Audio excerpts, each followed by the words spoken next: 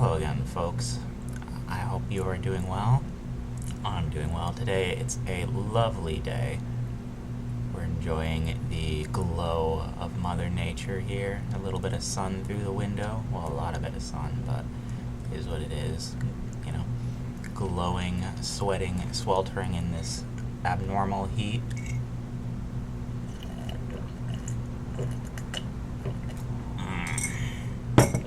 Delicious. So today I'd like to talk about my opinion on why the 2024 election isn't really going to matter. So, a lot of people are already spurging about 2024, and once again, they're starting the rhetoric of every single election cycle that it's going to be the pinnacle defining point in all of human history. And they were right about the 2016 election a lot more than, say, the 2024 election. And the 2020 election, I think, was also a pivotal point, but given the fact that, we are in the current state we're in, it really doesn't matter. The damage has already been done. The functional destruction of our institutions, of our military, of our society is complete. The Marxist takeover is pretty much done and gone with. Electing, a great restorer or builder like Trump isn't going to solve the issue. At best, it might delay it a couple years, but probably not. The West is going to crumble no matter what happens, either way. This is an inevitable consequence of, an election which happened to have gone awry during the 2016 season. The 2020 season. And a lot of the chicanery around that. And there's a repeating pattern when you intentionally do things that violate the will of democracy, we'll call it, if you want to believe in democracy. Let's pretend, for the sake of this discussion, that you do. When you look at what happened in 2020, and you can see the results, it almost mirrors what happened in the year 2000, when that election was stolen by George W., when the big W took it. And so, predictably, there's going to be another huge market crash, probably for whoever wins the next presidency, and he'll get whichever boomer it is will get the majority of the blame for it. And it doesn't really matter. It's not like you can prevent it. At best, you're going to be pushing this economic depression back on, the next guy, who probably won't be as competent as, let's assume that Trump gets in, for instance. Unlikely, but let's pretend that happens. And he manages to delay it another 4 years. At best, that's what's going to happen.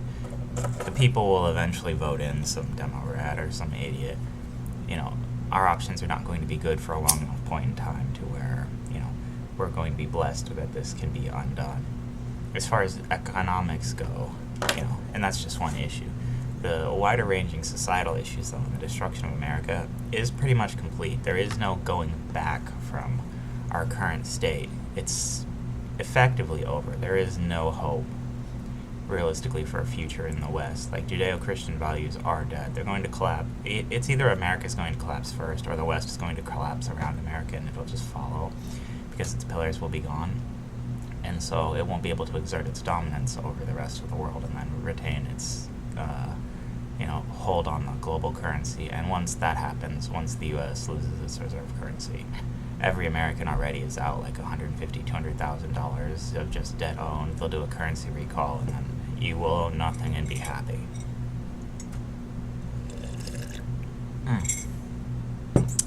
But how do we avoid this? How do we come back from it?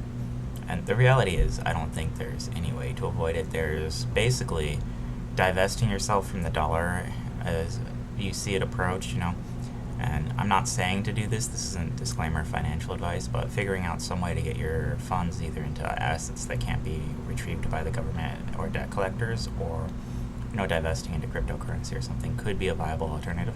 Specifically, banned cryptocurrency like Monero, I would suggest, is ideal, because the government is going to be able to recall banned cryptocurrency, and then you can just go somewhere that will accept it, and you'll just have to have enough funds on you basically to leave and then access your, the rest of your funds stored safely in crypto in some other form. Obviously, divest yourself into multiple industries. Another great bet is just going into the market with it all, because at the end of the day, they're going to take care of the corporations first. They always do. So, those are two decent options you could try. Again, who knows, because a reserve currency flip, maybe it destroys a lot of these big corporations too, I don't know.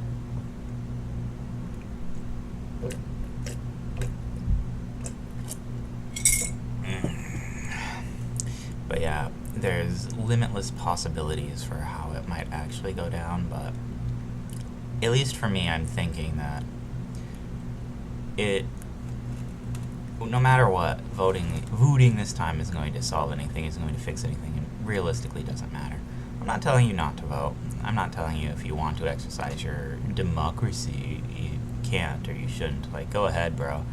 You know, vote away, waste your time walking to the polls and then, like, casting your imaginary ficto ballots and praying that the counting machine does it properly and Dominion hasn't already set the fix in. You know, let's be clear here. I would never suggest anything untoward by any major voting organization. Lord knows those people would never do anything incorrect. It's not like the CEO said, quote unquote, Donald Trump will not win or anything like that. You know, that would be conspiratorial. And let's be clear here, I'm not interested in getting debanked.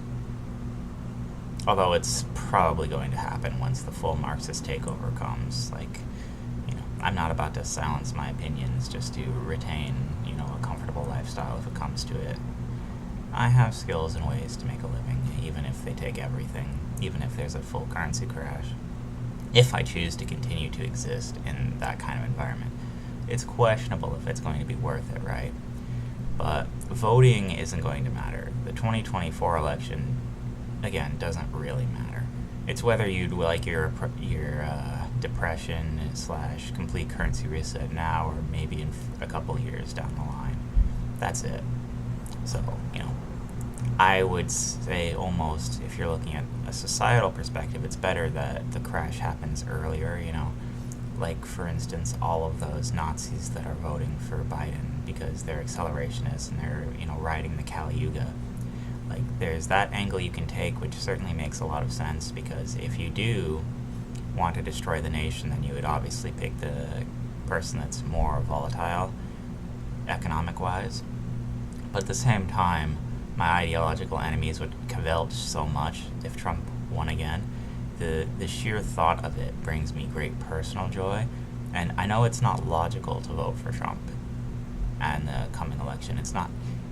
If you want to see society destroy or if you want to see it succeed, it makes no sense to vote for him just because you want society to crash so it can be rebuilt, and the fastest way to do that is voting for your political opposition, in this case, the people trying to destroy it.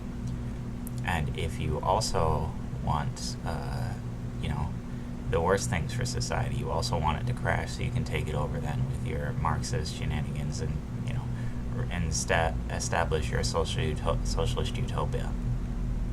But yeah, we'll see. Either way, I don't know. There are some good things that can come out of it, though. For instance, we might introduce UBI, so a lot more people, especially maybe some of my listeners that are trying to currently get to a point where you're no longer paying tax dollars to the government, without having to go through disability if you don't have the skills to pay the bills, we'll say. UBI could be a very good option to live a minimalist lifestyle and just enjoy yourself. So, there are some good things that could come from the 2024 election, but there's no Andrew Yang anymore, and Yang policies aren't going to work in America. But yeah, the oncoming demographic collapse of white people is going to bring about a competency crisis that's going to, we're already in a competency crisis, but it's going to exacerbate it. And, with the loss of the tax base and then the eventual loss of the reserve currency that's going to happen to America, the financial collapse of America is all but assured at this point. Nothing's going to change that. It's probably going to happen around 2028, I would say. Somewhere around there is a realistic, we'll call that a snide prediction, that there's going to be, if not another recession, a Great Depression at that point. And it's debatable if we're already in the recession, so, I don't expect a significant economic upturn. I mean, if Trump gets elected, maybe. But again, how long is that going to last? The structural damage to American society is so great that it doesn't really matter. There is no coming back from this. We're not going to turn this tide, if you will. no amount of great conservative authoritarian reformers are going to be able to pick up these institutions, short of, full-scale murderous revolt. Nothing is going to save this country, and I would suggest against murderous revolt in general, because we can accomplish our goals through peaceful means very easily just by simply not participating in society. So there's no real reason to advocate for violence when you can quite peacefully, quite easily resolve the issue just by simply not contributing to society if you're a Caucasian male. There is no tax incentive or no tax base otherwise. And with that, just stop worrying too much about 2024. It doesn't matter. It'll probably be rigged again as well. Fuck riggers. Fuck riggers, as they would say. Ooh, almost misspoke there. Force a habit, maybe. Have a nice day.